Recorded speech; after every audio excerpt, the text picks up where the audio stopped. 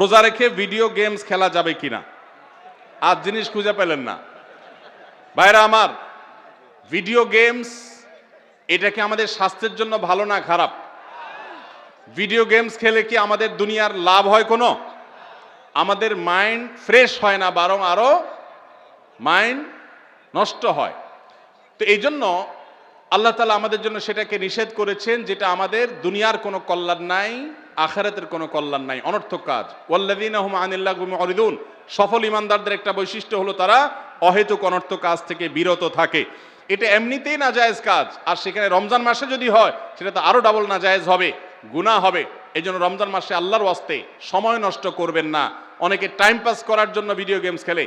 কোরআন তেলাওয়াত করেন, কোরআন তেলাওয়াত শুনেন, বিভিন্ন ভালো ভালো কাজ আছে, 27টা আমলি কর্মসূচি আমরা দিয়েছি, সেগুলো করেন, যথেষ্ট। এগুলো আমাদের দেওয়া না, কোরআন হাদিসের আলোকে। বিধায় ভিডিও গেমস খেলা রোজাদার অবস্থায় জায়েজ হবে না।